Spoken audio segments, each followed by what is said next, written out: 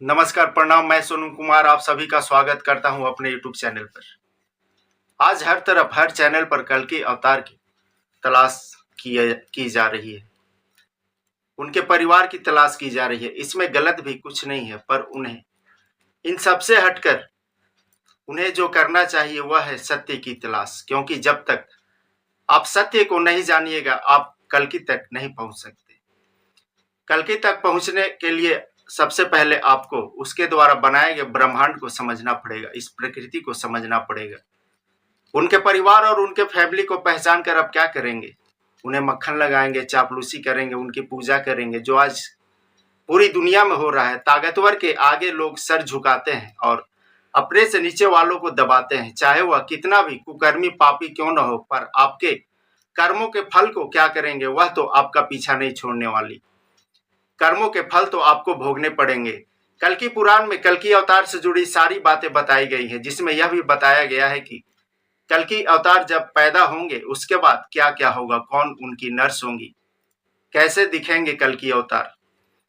कल्कि पुराण के अनुसार कल्कि अवतार के जन्म के बाद बहुत ऐसी घटनाएं घटेगी कि लोग असमंजस में पड़ जाएंगे। वह सोच में पड़ जाएंगे कि उन्होंने जो देखा वह सही था या अब जो देख रहे हैं वह सही है।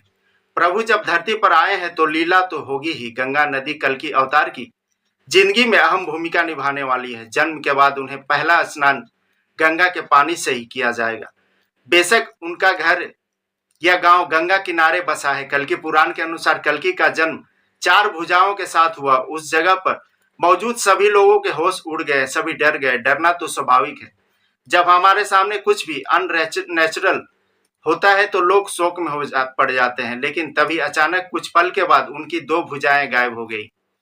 सभी हैरान हो गए। कलयुग की सबसे अनोखी घटना यही थी। इसे भगवान की गलती कहें या फिर भगवान यह दिखाना चाहते थे कि यह कोई आम मनुष्य नहीं है और ऐसी कई घटनाएं घटेगी जो लोगों के होश उड़ाने वाली है। अवतार कहीं भी हो सकता है, यह उन पर डिपेंड करता है। हमारे चाहने और लड़ने झगड़ने से कुछ नहीं होने वाला। रामानंद सागर की श्री कृष्णा सीरियल में जैसे यशोदा माता कृष्ण जी के मुख में पूरे ब्रह्मांड को देखकर चौंक गई थी, इस बार भी वैसा ही कुछ होने वाला है या फिर उससे भी कुछ अद्भुत। दूसरी बात, इस बार का सावन भोलेनाथ के हर भक्त पर काफी भारी पड़ रहा है। कोई खुश है कि इस बार 8 सोमवारी मिलेगी, वहीं दूसरी तरफ वैसे लोग परेशान हैं कि 2 महीने बिना प्याज लहसुन के कैसे रहेंगे, और नॉनवेज खाने वाले तो और भी गम में डूब गए हैं। 1 महीने का सावन तो लोग पालन कर लेते थे, लेकिन 2 महीने भक्तों के मन में असमंजस कर रखा है। इसलिए 2023 वर्ष के साथ इसका सावन भी काफी महत्वपूर्ण है युग परिवर्तन के नजरिए से, जिसमें यह सावन का महीना अहम भूमिका निभाने वाला है। आज पूरे विश्व में एक चीज बहुत तेजी से हो रही है और वह है पॉपुलेशन कंट्रोल। पेस्ट कंट्रोल के जैसे पॉपुलेशन कंट्रोल हो रहा है, किसी देश के द्वारा नहीं बल्कि कई अनगिनत कारणों से। इसमें सबसे अहम है प्रकृति और देशों में युद्ध। एक्सीडेंट सैकड़ों जाने जा रही हैं। रूस, यूक्रेन, अफगान और भी कई देश हैं। ये युग परिवर्तन से संबंधित घटनाएं हैं, पर लोग इस पर विश्वास नहीं कर रहे हैं कि कलयुग के अंत का समय चल रहा है। यह कलयुग और सतयुग का संधिकाल चल रहा है और इस समय तांडव और कोहराम दोनों ही मचाए जाते हैं। पर इस पर विश्वास न करने का कारण है लोग आज भ्रमित हो रहे हैं, मोह माया के जाल में पड़कर। वैसे भी हमारे मानने और न मानने से यह रुकने वाला नहीं है। पर एक बात सत्य है कि आप सच्चाई से भाग नहीं सकते। किसी के आंखें बंद कर लेने से दिन से रात नहीं हो जाता। समुद्र अपनी दायरा बढ़ाते जा रहा है, ग्लेशियर तेजी से पिघल रहे हैं। लोगों को मानना पड़ेगा कि यह जो घटनाएं घट रही हैं यह हर युग के अंत में घटने वाली आदि अंत की घटनाएं हैं। भविष्य मालिका के रचयिता पंत सखाओं ने अपने एक पुस्तक में लिखा है, संसार मध्य रे केमंत जानिबे, नर अंगे देह बही गत आगत जे युग, व्यवस्था समस्तंकु जना नाही। जिसका अर्थ है कि लोग कलयुग के अंत से रिलेटेड घटनाओं को लोग जान नहीं पाएंगे। ज्ञानी लोग खुद भ्रमित हो जाएंगे, पथ भ्रष्ट हो जाएंगे। आध्यात्मिक संवाद के जगह अनाप शनाप बकने लगेंगे। संधि युग को कलयुग का बाल अवस्था बोलेंगे। यह तो आप टीवी चैनलों पर देखते ही हैं कि कैसे कथावाचक संत महात्मा आजकल कैसे कैसे बयानबाजी करते हैं। पंडित संत कैसे अपने धर्म को छोड़कर पार्टी पॉलिटिक्स का झंडा लिए फिरते हैं।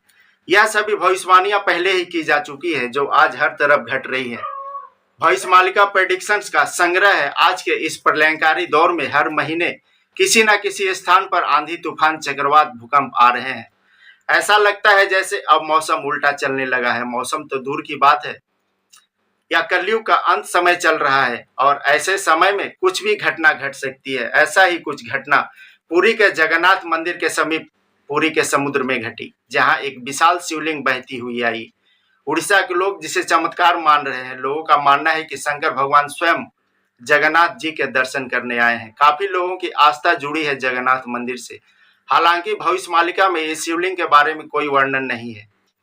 भगवान कृष्ण का भागवत गीता में दिया गया उपदेश पूरे संसार को एक चेतावनी है, जिसमें सबसे अहम है, यदा यदा हि धर्मस्य ग्लानिर्भवति भारत, अभ्युत्थानम अधर्मस्य तदात्मानं सृजाम्यहम्। इस उपदेश में श्री कृष्ण कहते हैं, जब जब इस धरती पर धर्म का नाश होता है और अधर्म का विकास होता है, तब तब मैं धर्म की रक्षा करने और अधर्म का विनाश करने के लिए अवतरित होता हूँ। इंसान की चेतना जब निर्मल, निर्भय, मतलब सब गुण दोषों के पार हो जाए, तो उसे दिव्य चेतना कहते हैं। चेतना के शुद्ध होने पर मनुष्य निर्विचार हो जाता है। आज इसी की हर व्यक्ति को जरूरत है, जिसे जागृत करने के लिए आपको प्रकृति से जुड़ना होगा, प्रकृति की गोद में जाना होगा। चेतना की दिव्य अवस्था को प्राप्त करके आप भगवान को पा सकते हैं। चेतना की इस अवस्था में संसार लुप्त हो जाता है, बस भक्त और भगवान शेष रह जाते हैं। चेतना की इसी अवस्था में वास्तविक भक्ति का उदय होता है और सच्ची भक्ति प्राप्त होती है। भक्तों को सारा संसार भगवानमय और ईश्वरमय दिखाई पड़ने लगता है। इसी के साथ आज की वीडियो यहीं समाप्त करते हैं। वीडियो को ज्यादा से ज्यादा शेयर करें, लाइक करें, और अगर आपने चैनल को अभी तक सब्सक्राइब नहीं किया है तो लाल धारी वाले सब्सक्राइब बटन को प्रेस कर दें। धन्यवाद।